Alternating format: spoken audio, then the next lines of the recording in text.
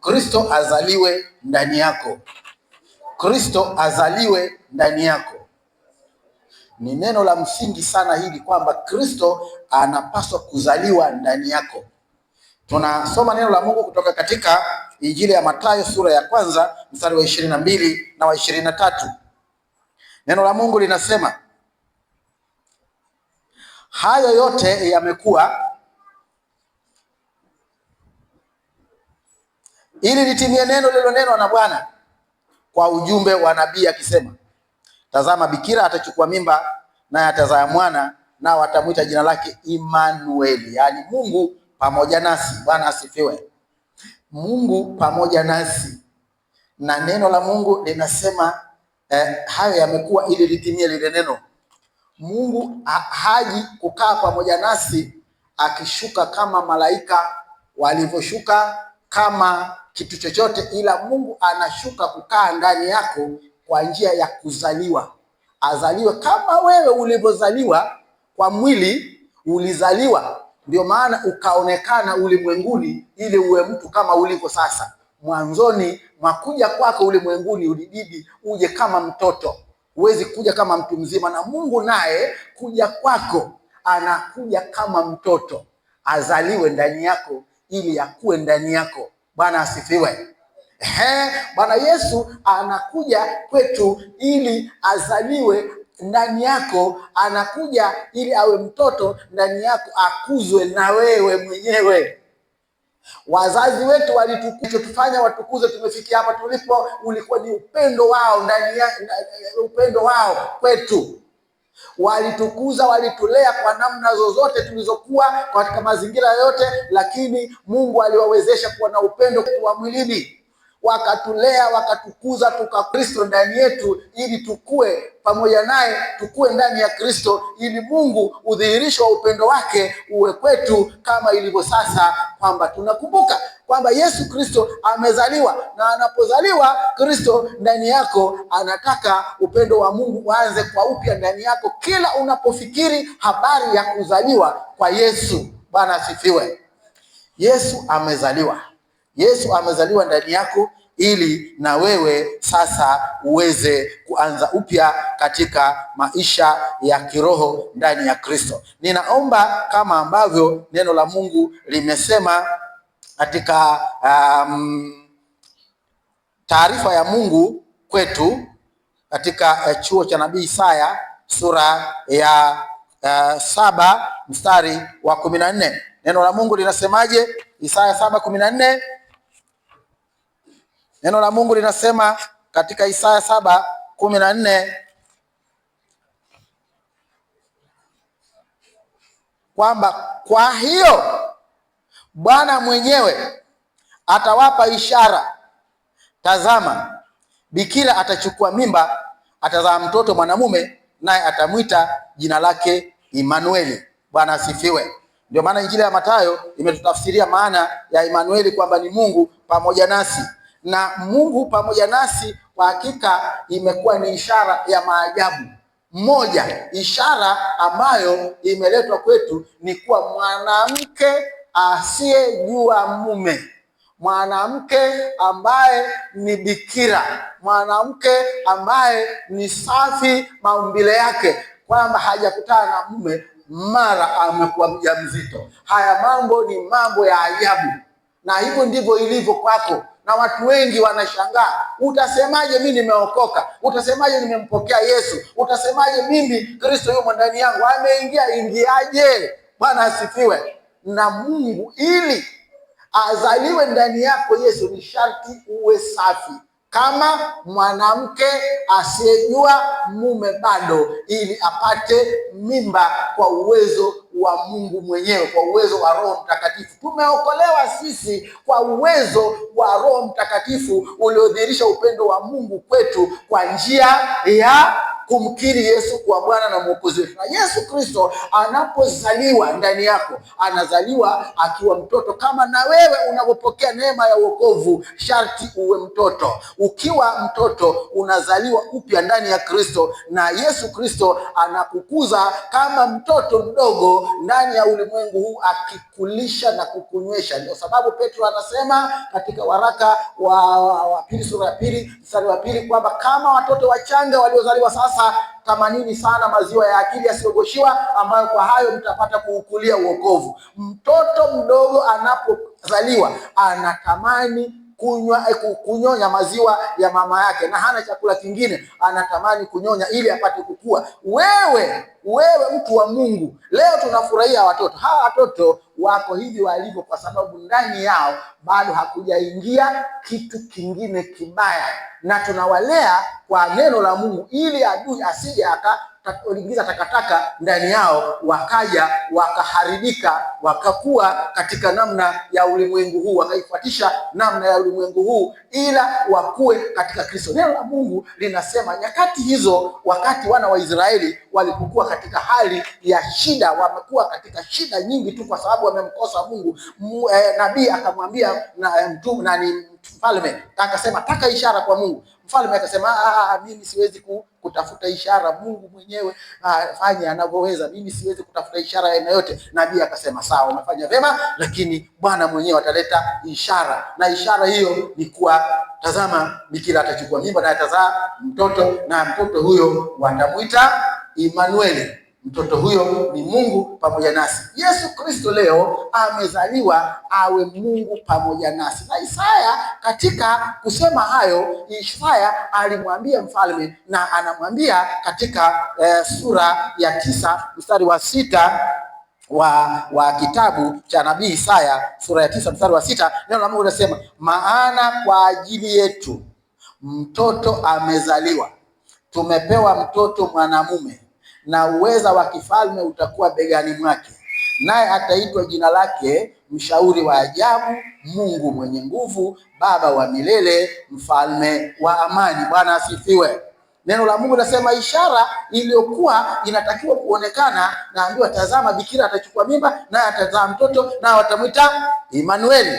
Lakini mtoto huyu kwa kuwa ni mtoto wa ajabu, amezaliwa kwa ishara, na ishara yenyewe ni kuwa amechukuliwa mimba na mwanamke asiyejua mume. Ni kusudi la ishara hiyo ni nini? Sasa lazima tuelewe. Tunashangilia kuzaliwa kwa Bwana Yesu, tunashangilia Christmas, tunashangilia kama ulivyo ulimwengu, tule na kunywa. Maneno ya Mungu yanasema ufalme wa Mungu sio katika kula na kunywa tu, bali katika amani, furaha, amani, haki, amani na furaha katika Roho Mtakatifu. Malaika aliposhuka mavueni akamwambia, msiogope, nimewaleta habari ya furaha kuu, maana kwa ajili yetu mtoto amezaliwa katika mji wa Daudi, mtoto ambaye amezaliwa. Sasa mtoto yule amezaliwa ili tupate furaha kuu. Furaha ya nini? Tunashangilia, tunafurahia Krismasi, Yesu amezaliwa na tunafurahi. Furaha hiyo imetaka tufurahi kwa namna gani? Mtoto amezaliwa, na huyo mtoto anatuletea furaha. Habari ya furaha yenyewe ni hii,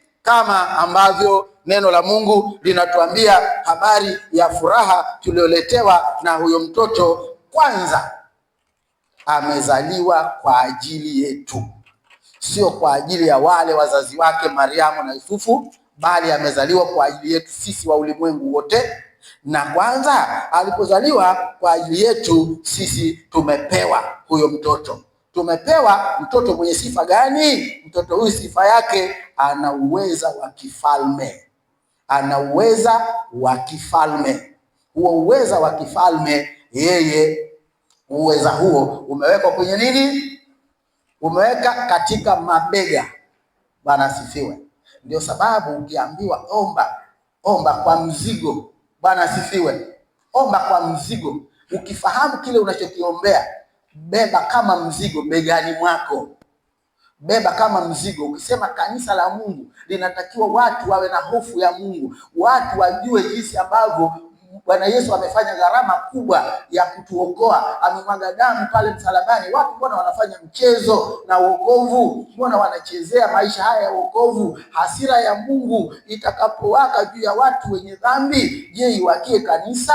Haitawakia kanisa, itawakia wale watu wapagani walio huko nje. Kanisa lake liko katika upendo wa Mungu, na Mungu akitufunika hivi tusiwe kama panzi ambao wanatafuta mlango wa kutokea kwenye chupa ya kioo, kwa kuwa huko kuna kunguru, kuna kila namna ya ndege wabaya wanataka kuwashambulia. Inakuwaje? Mbona ufahamu wa watu wa Mungu hauelewi kwamba Bwana Yesu amekuja kutimiza neno la unabii kwamba tumepewa mtoto mwanamume na uweza wa kifalme huko begani mwake. Huyo mfalme, ukisikia mfalme, maana yake umesikia habari ya mamlaka iliyo kuu ya eneo linalohusika. Bwana asifiwe. Mtu ambaye amepewa mamlaka kwenye eneo linalohusika, na eneo lenyewe bahati nzuri ni sisi, kanisa la Mungu, sisi wenye eneo ambalo ni la ufalme wa Mungu. Ndio sababu tumepewa mfalme. Tunaambiwa kwamba uweza wa kifalme uko mabegani mwake.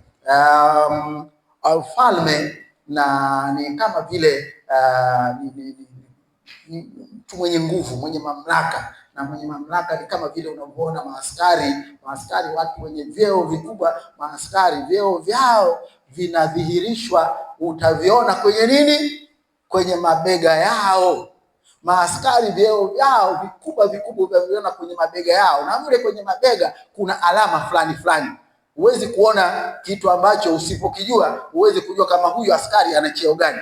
Utakuta wana vinyota, wengine baada ya nyota wanaweka mihuri fulani ya Adamu na Hawa, wengine wanaweka vikasi.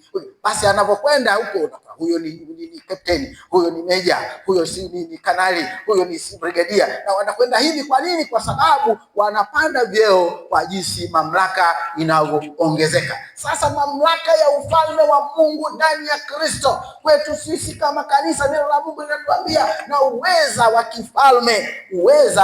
kifalme uko begani mwake. Mfalme mwenye uweza katika bega lake, maana yake uweza huo ni uweza wa kuamuru mambo yafanyike. Bwana asifiwe. Tumepewa uweza ndani ya Kristo kuamuru mambo yafanyike, wa kusema mambo yawe. Bwana asifiwe. Yesu leo anazaliwa ndani yetu, anazaliwa kwa upya ndani yako. Neno la Mungu linasema kwamba uweza wa kifalme utakuwa begani mwake, na jina lake huyo mwenye uweza ataitwa Mshauri wa Ajabu, Mungu mwenye nguvu, Baba wa milele, Mfalme wa amani. Angalia uweza huo wa kifalme alionao Bwana Yesu aliyezaliwa siku ya leo. Ni uweza wa kutushauri mambo mema, kama anavyokushauri hivi sasa kwamba Kristo azaliwe ndani yako. Kristo azaliwe ndani yako, kwa kuwa yeye ndani yako ni mfalme wa amani, Mungu mwenye nguvu, mshauri wa ajabu. Ushauri wa Bwana Yesu ndani yako siku ya leo kwa upya kabisa, anapozaliwa hii siku ya leo ndani yako, na kushauri wewe kutulia ndani ya Kristo, kwa kuwa umekuwa kiumbe kipya. Akushauri kula na kunywa mezani pake, kwa habari ya neno lake, neno la furaha kuu, kwamba Yesu Kristo aliyezaliwa ndani yako amekuja, kwa kuwa amekuja kwa namna ya ishara ya ajabu, kukuondolea hofu ya mauti, kukuondolea hofu ya magonjwa, kukuondolea hofu ya mambo yote ambayo yangekuwa yanakupata bila tumaini katika Kristo. Ungekuwa mtu wa kufadhaika na mtu wa kutangatanga, lakini leo Bwana Yesu anasema, anakushauri uwe na amani moyoni mwako, maana yeye ni uweza wa kifalme ulio begani mwake. Yeye ni mfalme wa amani, Mungu mwenye nguvu, mshauri wa ajabu. Anapokushauri, anakushauri akiwa na nguvu ndani yako, anakushauri akiwa na amani moyoni mwako. Anataka uwe na amani. Amani yako ni katika nini? Mwana wa Mungu, watoto wadogo, vijana wa kike na wa kiume, amani yako iko katika nini? Amani yako iko katika nini? Amani yako na iwe katika kumcha Bwana. Amani yako iwe katika kumcha Bwana. iwe katika kumtumikia Mungu, iwe katika kutafakari jinsi upendo wa Mungu ulivyo kwako. Mungu anatupenda na anataka tutafakari upendo wake katika maisha yetu. Upendo wa Mungu katika maisha yetu ni zaidi ya hivi tulivyo, kwamba tutakula, tutakunywa, tutafurahi, tutashangilia pamoja na watoto. Upendo wa Mungu ndani yetu ni zaidi ya hii hali, zaidi ya haya tunayoyaona. Mungu anataka tufahamu kwamba ndani yetu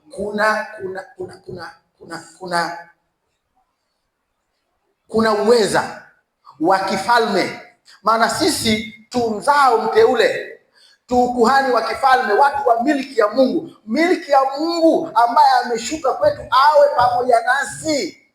Mungu amefanya hayo. Najua tunatakiwa kwanza, watu wa Mungu, tufahamu kwamba siku ile pale Bethlehemu alipozaliwa mtoto Yesu, sio kwamba Yesu alizaliwa, ila neno la Mungu lilifanyika mwili. Bwana asifiwe. Maana unatakiwa uelewe kwamba Yesu pale alizaliwa, sio kwamba alizaliwa kama mtoto. Alizaliwa kwa sababu sisi wa mwilini, mwanzo wetu wa maisha kuanza na kuzaliwa, basi naye kachukua mwili kwa mtindo ule ule, ili asiwe anafanya muone mtu wa ajabu. Angeshuka kama na uweza wake, basi hakuna mtu angeweza kumtazama, hakuna mtu ambaye angeweza kuwa pamoja na yeye, bali yeye alikuwa anafanya vile ili awe pamoja na wanadamu kwa njia ya kuzaliwa kama na sisi tulivyozaliwa. Na hivyo ndivyo hata mwisho Mungu anasema, mwishoni mwa mbingu mpya na nchi mpya, Mungu anataka sisi tuliozaliwa pamoja na Kristo, tuliozaliwa ndani ya Kristo, tunaoishi pamoja na Kristo, tukakae na Mungu kwa mtindo huo huo. Tusimwone Mungu kama Mungu wa ajabu. Mungu kwetu sisi si wa ajabu. Mungu kwetu sisi si wa kutuogopesha, sio wa kututisha, bali Mungu kwetu ni wa kutuletea amani. Sasa amani ya Kristo ikikaa ndani yako, utakuwa na kiu ya kumtafuta Mungu, utakuwa na kiu ya kutafuta uso wa Mungu, utakuwa na kiu ya kusikia sauti ya Mungu, na utakuwa na kiu kwa kweli ya kumwona Mungu alivyo katika ulimwengu wa roho. Ili ukisha kumwona hivi, basi uwe naye katika maisha haya. Kwa nini? Kwa sababu wewe ni mtu wa rohoni. Bwana asifiwe. Mtu wa rohoni, kwa kuwa Mungu ni roho. Yeye anasema kwamba mimi hutangaza mwisho tangu mwanzo. Ngoja tuone. Mungu si anasema kwamba yeye unatangaza mwisho tangu mwanzo? Mungu anasema mimi nitangazaye mwisho tangu mwanzo. Mimi nitangazaye mwisho tangu mwanzo, katika Isaya 46 mstari wa 10 nafikiri. Isaya 46 mstari wa 10, neno la Mungu linasema, katika Isaya 46 mstari wa 10, katika Isaya 46 mstari wa 10, neno la Mungu linasema, nitangazaye, ngoja nianze mstari wa 8. Kumbukeni haya mkajionyeshe kuwa waume, jifahamisheni haya ninyi mkosao, kumbukeni mambo ya zamani za kale, maana mimi ni Mungu wala hapana mwingine, mimi ni Mungu wala hapana aliye kama mimi, nitangazaye mwisho tangu mwanzo, na tangu zamani za kale mambo yasiyotendeka bado, nikisema shauri langu litasimama, nami nitatenda mapenzi yangu yote. Bwana asifiwe. Mungu anaposema anatangaza mwisho tangu mwanzo, maana yake huyo mtoto aliyezaliwa tunayeshangilia leo alikuwepo, atakuwepo, alikuwepo, yupo na atakuwepo milele. Bwana asifiwe. Wewe ukizaliwa ndani ya Kristo unajiunga na yeye aliyekuwepo, aliyoko na atakayekuwa milele. Sasa Mungu anataka Bwana Yesu azaliwe ndani yako kwa upya, ili uwepo wa milele wa Bwana Yesu ukae ndani yako hivi sasa. Watu wenye uwepo wa Yesu wa milele wana sura yao, wana tabia yao, wana mwenendo wao, wana maisha yao yaliyojipambanua kwa ulimwengu. Bwana asifiwe. sharti ujipambanue kwa ulimwengu, kwamba wewe na ulimwengu ni vitu viwili tofauti. Ulimwengu ukifadhaika, wewe una amani. Ulimwengu ukihofu, wewe una amani. Ulimwengu ukitaharuki, wewe una amani. Kwa nini? Kwa kuwa yuko mfalme wa amani mwenye uweza wa kifalme begani mwake. Huyo yumo ndani yako, akushauri mambo ya ajabu. Tunashauriwa mambo ya ajabu ambayo ulimwengu huu hauna ufahamu juu ya mambo haya. Mambo ya ufalme wa Mungu ni mambo ya ajabu. Mambo ya ulimwengu huu ni mambo ya kawaida, yenyewe yamejaa tele hofu, yamejaa tele kufadhaika, na kwa kweli yamejaa kukata tamaa. Bwana tusaidie. Watu wa ulimwengu wamekata tamaa. Kwa nini? Kwa sababu ndani yao hakuna neno la matumaini.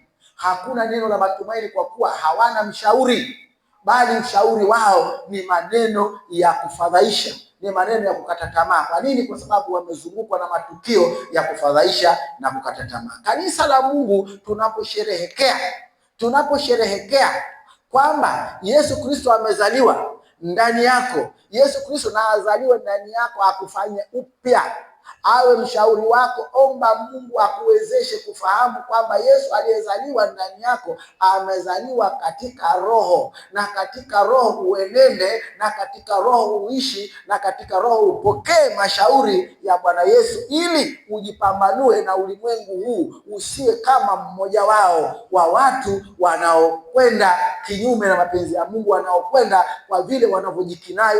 Sasa haya mambo yote tunapoambiwa kanisa la Mungu, tunaambiwa siku ya leo kwamba Kristo amekuja kama Mungu pamoja nasi. Ufalme, Bwana Yesu alipoulizwa na wanafunzi kwamba tusaidie, tufundishe kusali, alisemaje? Alisema, salini hivi: Baba yetu uliye mbinguni, jina lako litukuzwe, ufalme wako uje, mapenzi yako yatimizwe hapa duniani kama huko mbinguni. Mungu amekuja kwa njia ya Kristo ili kutimiza mapenzi yake. Sasa wewe utayatimizaje mapenzi ya Mungu bila kuyajua? Yesu atazaliwa ndani yako ili Mungu atimize mapenzi yake, usiyajue? Ni sharti ukae ushauriwe, maana yeye anakuja kama mshauri wa ajabu. Ushauri wa Bwana Yesu ni kukushauri uyajue mapenzi ya Mungu. Bwana asifiwe. Katika waraka wa Paulo mtume kwa Warumi sura ya 12 mstari wa 1 na 2 asemaje? Itoeni nawasihi kwa huruma zake Mungu, itoeni miili yenu iwe dhabihu iliyo hai, takatifu, ya kumpendeza Bwana, ndio ibada yenu yenye maana. Msifuatishe namna ya dunia hii, maana mambo yake anasema kwamba bali mwajue mapenzi ya Mungu yaliyo makamilifu na ya kumpendeza. Kuyajua mapenzi ya Mungu, uweze kukaa mahali kwa kujua mapenzi ya Mungu, usipokubali kutoa mwili wako uwe dhabihu iliyo hai.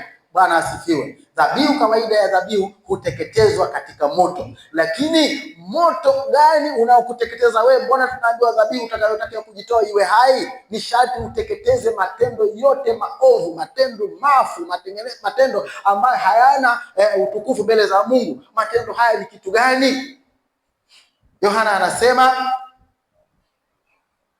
katika waraka wa kwanza wa Yohana sura ya 2 mstari wa 15 na 17. Anasemaje? Yohana anasema usipende dunia wala mambo yaliyomo katika dunia.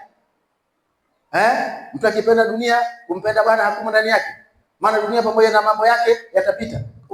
Dunia na yani mambo gani? Dunia na mambo yake: tamaa ya macho, tamaa ya mwili na kiburi cha uzima. Haya mambo sharti uachane nayo, uyachome moto, ili ubaki kuwa dhabihu iliyo hai mbele za Mungu. Usiye na tamaa ya macho, tamaa ya mwili, wala kiburi cha uzima, ili hayo ukisha kuyateketeza yatakupa kukaa na mshauri wa ajabu, usikie mapenzi ya Mungu ya kumpendeza yaliyo makamilifu. Ushauri huo utakufanya ukae pamoja kwenye meza na baraza la Mungu, aendelee kukulisha na kukunywesha kama mtoto mdogo aliyezaliwa sasa, ambaye anatamani sana kunywa maziwa. Bwana Yesu anaazaliwe ndani yako leo, ili mwisho wa mambo yote mwisho wa mambo yote. Hawa watoto tunawafurahia. Kwa nini? Kwa sababu bado watoto. Lakini kwa kuwa wewe ulikuwa mtoto, hapa walipo hawa wewe ulipita, huku uliko wewe hawajafika, lakini watakapofika hapo ulipo wewe, bila chakula, bila mashauri, bila mafundisho, bila kukaa kwenye baraza la Mungu, je, wataendelea kukaa hivyo? Mungu anasema, anatangaza mwisho tangu mwanzo. Mwisho, heri mwisho wa neno kuliko mwanzo wake. Tunapotamani kuona mwisho, basi tutamani hivi. Neno la Mungu katika kitabu cha Ufunuo,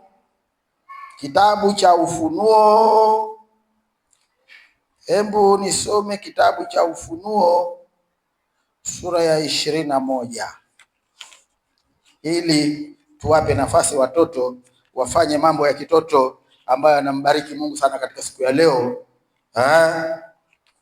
Ufunuo sura ya 21. Ninasoma kama ilivyoandikwa. Neno la Mungu linasema, kisha nikaona mbingu mpya na nchi mpya, kwa maana mbingu za kwanza na nchi ya kwanza zimekwisha kupita, wala hapana bahari tena. Nami nikauona mji ule mtakatifu Yerusalemu mpya ukishuka kutoka mbinguni kwa Mungu, umewekwa tayari kama bibi harusi aliyokwisha kupambwa kwa mumewe. Nikasikia sauti kubwa kutoka katika kile kiti cha enzi ikisema, tazama, maskani ya Mungu ni pamoja na wanadamu, naye atafanya maskani yake pamoja nao, nao watakuwa watu wake, naye Mungu mwenyewe atakuwa pamoja nao. Naye atafuta kila chozi katika macho yao, wala mauti haitakuwapo tena, wala maombolezo, wala kilio, wala maumivu hayatakuwapo tena, kwa kuwa mambo ya kwanza yamekwisha kupita. Na yeye aketie ya kile kiti cha enzi akisema, tazama, na yafanya yote kuwa mapya. Akaniambia, andika ya kwamba maneno haya ni amina na kweli. Akaniambia, imekwisha kuwa. Mimi ni Alfa na Omega, mwanzo na mwisho. Mimi nitampa yeye mwenye kiu ya chemchemi ya maji ya uzima bure. Yeye ashindaye atarithi haya, nami nitakuwa Mungu wake, na atakuwa mwanangu. Bali waoga na wasioamini na wachukizao na wauaji na wazinzi na wachawi na hawaabuduo sanamu na waongo, wote sehemu yao ni katika lile ziwa liwakalo moto na kiberiti. Hii ndiyo mauti ya pili. Bwana tusaidie. Bwana asifiwe. Neno la Mungu linasema, kwa maana kwa ajili yetu mtoto amezaliwa, na atapewa mtoto wa mwanaume, na huyu ataitwa nani? Emmanuel. Maana atakuwa nani? Mungu pamoja nasi. Mtoto amezaliwa, tunafurahia kwa kuwa Mungu amekuja, ameshuka kuwa pamoja nasi. Lakini siku ya mbingu mpya na nchi mpya, Mungu atakuwa pamoja nasi kama Mungu wetu na sisi watu wake. Bwana asifiwe. Mbingu za kwanza hizi tunazoziona zitapita, kwa sababu kulikuwa na vita hata huko mbinguni. Mungu nchi ile mbingu za vita alipokuwa akipigana malaika wake na malaika wa yule mwovu, atazifuta, atengeneze mbingu zingine mpya. Na nchi hii ambayo imejaa uovu mwingi, Mungu ataifuta, maana haipendezi kabisa. Yeye atatengeneza mbingu mpya na nchi mpya, watakayekaa watu wake waliozaliwa ndani ya Kristo, na Kristo aliyezaliwa ndani yao, wakiwa wapya, wakiwa hawana ndani yao uoga, uongo, uzinzi, ibada ya sanamu na mambo yote yaliyotajwa katika Ufunuo sura ya 21 mstari wa 1 mpaka wa 8. Hayo ukishayaepuka na Mungu akikunusuru hayo tangu ukiwa mdogo katika kuzaliwa ndani ya Kristo mpaka uvumilie hata mwisho, Mungu sasa hapa atakuja kukaa na wewe milele na milele. Wewe utakuwa mtoto wake na Mungu atakuwa Mungu wako. Na tumwombe Mungu sisi tuwe watu wake siku ile, na yeye awe Mungu wetu. Kwa nini? Kwa sababu kinyume cha hayo, hasara hiyo inapeleka watu kwenye ziwa liwakalo moto. Mungu akunusuru ili usije ukafikia huko, maana huko sio mpango wa Mungu kwa kanisa, sio mpango wa Mungu kwa watu wanaosikia injili hii ya leo, wala sio mpango wa Mungu kwako wewe na mimi. Bwana asifiwe. Basi tusimame. Mwambie Yesu, asante, tunashukuru tumesikia neno lako. Tunapoendelea kusikia maneno yako, tunaomba tujenge, tufanye upya, tusikie kwa watu wapya ndani yako Kristo uliyezaliwa. Basi zaliwa na kukua ndani yetu, ili katika siku ya mbingu mpya na nchi mpya tuweze kuishi pamoja na wewe Bwana Yesu. Tuepushe na uongo, tuepushe na uoga, tuepushe na uzinzi, tuepushe na unafiki wa kila namna, sawa na neno lako kutoka katika Ufunuo sura ya 21 mstari wa 1 mpaka wa 8. Tunusuru na hayo, maana kwa nguvu zetu hatuwezi, bali kwa Roho wako Mtakatifu tutayaweza yote kwako wewe ututiaye nguvu. Tusimame. Tusimame. Haya.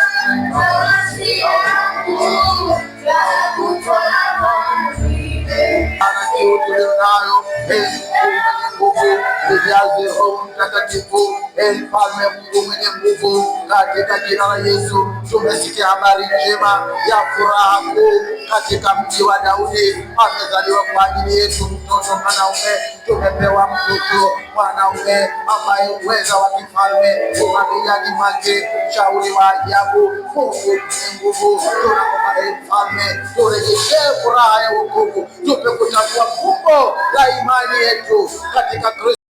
Ibada nzuri ya kupendeza na inaendelea kupendeza hivyo kwa ajili ya Kristo Yesu aliyezaliwa katikati yetu, aliyezaliwa ndani yetu. Basi tusimame, wana wa Mungu, tumwambie Yesu asante. Tumeona kibali mbele zako, basi tutawajike na amani, tukikaribishana kila mmoja na rafiki yake, kila mmoja na ndugu yake, kila mmoja na mpendwa wake, tukaribishane ili tuweze kwenda kufurahia Krismasi pamoja siku ya leo, ili tuweze kufurahia pamoja na Kristo. Bwana asifiwe. Baba, tunakushukuru.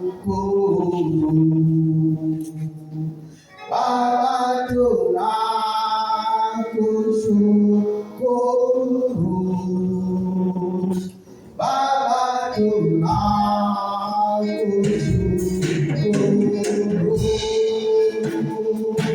Wewe ndiwe Mungu wetu, Baba.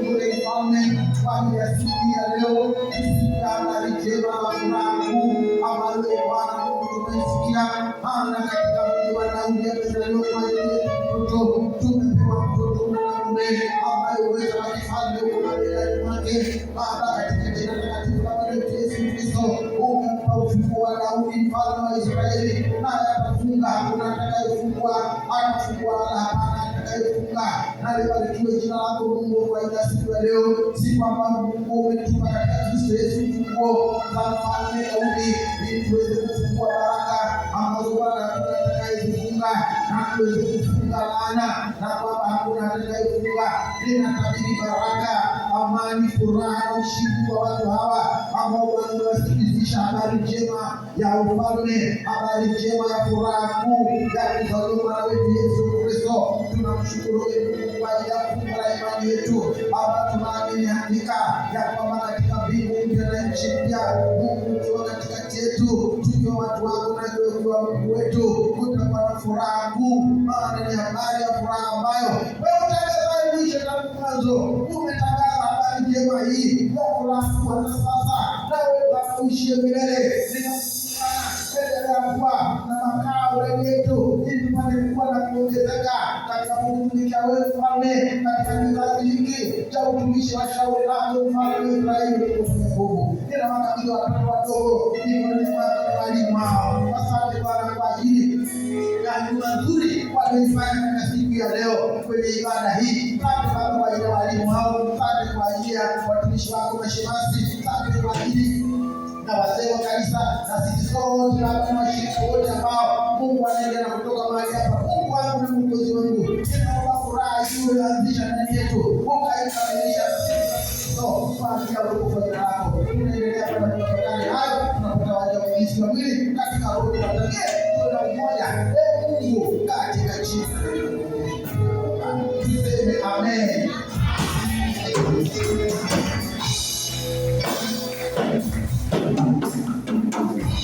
Neema ya Bwana wetu Yesu Kristo, upendo wa Mungu Baba na ushirika wa Roho Mtakatifu ukae nasi sote sasa na hata milele.